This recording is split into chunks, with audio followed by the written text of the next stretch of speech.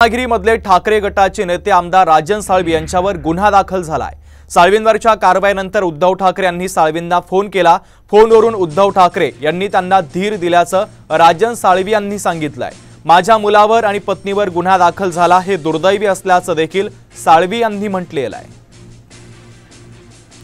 तर महत्त्वाची बातमी आपण पाहतो, रत्नागिरीमधले ठाकरे गटाचे नेते आमदार राजन साळवी यांच्यावर गुन्हा दाखल झालाय।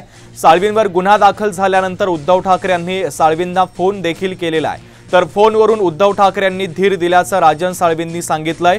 तर माझ्या मुलावर आणि पत्नीवर गुन्हा दाखल झाला हे दुर्दैवी असल्याची प्रतिक्रिया देखील साळवींनी दिली आहे।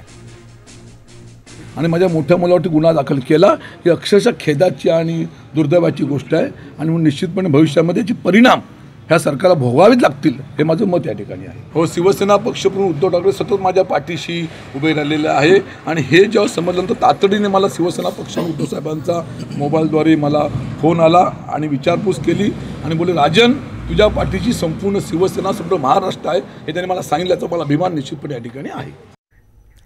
दरम्यान उद्धव ठाकरे गटाला एकामागून एक मोठे हादरे बसतायत। रवींद्र वायकर आणि सूरज चव्हाण यांच्यानंतर रत्नागिरीचे आमदार राजन साळवी हे देखील आता तपास यंत्रणांच्या रडारवर आलेत।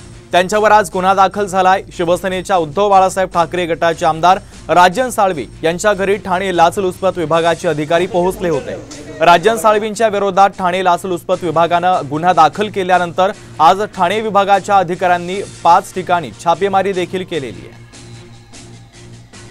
तर रवींद्र वायकर, सूरज चव्हाण आणि राजन साळवी यांच्यावर ईडीचा फेरा असल्याचं पाहायला मिळतंय। एसीबीने देखील चौकशी केली आहे। आत्ताची सगळ्यात महत्त्वाची बातमी आपण पाहतोय, ठाकरे गटाला हे 3 मोठे हादरे मानले जात आहेत, कारण ठाकरे गटाचे महत्त्वाचे नेते आता तपास यंत्रणांच्या रडारवर आलेले आहेत।